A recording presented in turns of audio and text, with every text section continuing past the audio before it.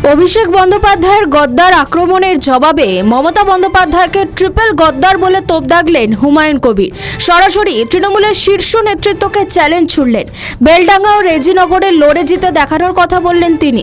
ব্রিগেডে সমাবেশের অনুমতি না পেলেও 31শে জানুয়ারি সভা করবেন বেলডাঙ্গায় ঘোষণা করলেন তৃণমূলের বহিষ্কৃত বিধায়ক হুমায়ুন কবির। উল্লেখ্য, কিছুদিন আগেই অভিষেক বন্দ্যোপাধ্যায় বলেন, একটা নতুন গদ্দার তৈরি হয়েছে এই মাটিতে। বিজেপির সঙ্গে কার যোগাযোগ, তার প্রকৃত স্বরূপ খুব শিগগিরই জনসমক্ষে আসবে, অপেক্ষা করুন। তার আসল চেহারাটা খুব তাড়াতাড়ি জনগণের কাছে আসবে। তিনি নাম না করে যে হুমায়ুন কবিরকেই বলছেন, সেটা বুঝতে অসুবিধা হয়নি কারো।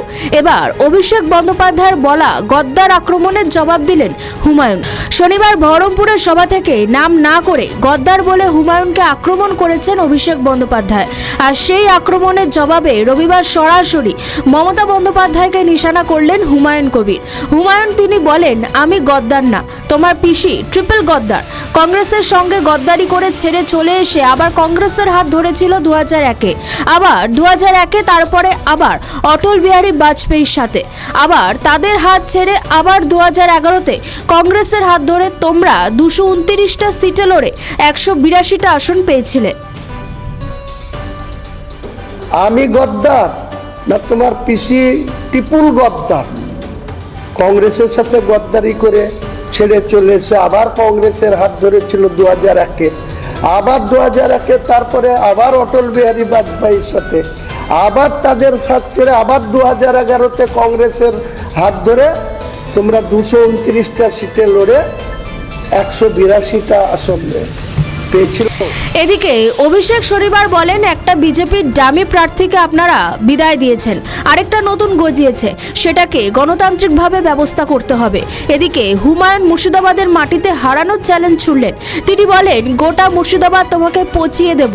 ক্ষমতা থাকলে মমতা বন্দ্যোপাধ্যায় আপনি আসুন রেজিনগরে, আর আপনার ভাইপোকে পাঠান বেলডাঙ্গা। আমি 2টো সিটে লড়বো। বুকের পাটা থাকলে আর ক্ষমতা থাকলে পিসি ভাইপো আমার চ্যালেঞ্জ, অভিষেক তুমি আসো রেজিনগরে, আসো না হয় বেলডাঙ্গায় আসো, দেখবো যদি জিতে বাড়ি যাও।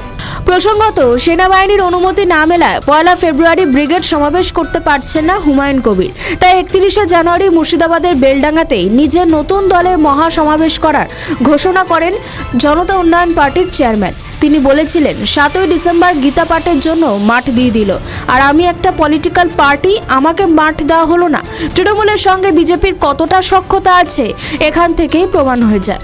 ব্রিগেডে হবে না সভা, কিন্তু তৃণমূল কংগ্রেসের মৃত্যুর ঘণ্টা বাজানোর জন্য যেখানে 2.5 লক্ষ লোকে জমায়েত করে আমার এই জনতা পার্টির মানুষের সামনে উত্থাপন করেছিলাম, আগামী 31শে জানুয়ারি শনিবার বেলা ঠিক 1টায় 10 লক্ষ মানুষের উপস্থিতিতে আমাদের একটি রাজনৈতিক সভা হবে। এমনকি তৃণমূল ও বিজেপির আতাতের অভিযোগ তোলেন হুমায়ুন কবির। আমাদের ভিডিও ভালো লাগলে লাইক ও শেয়ার করুন, কমেন্ট সেকশনে আপনাদের মতামত জানান। আরও ভিডিও পেতে আমাদের চ্যানেলটিকে সাবস্ক্রাইব করুন এবং প্রতি মুহূর্তে খবরের আপডেট পেতে প্রেস করুন বেল আইকন।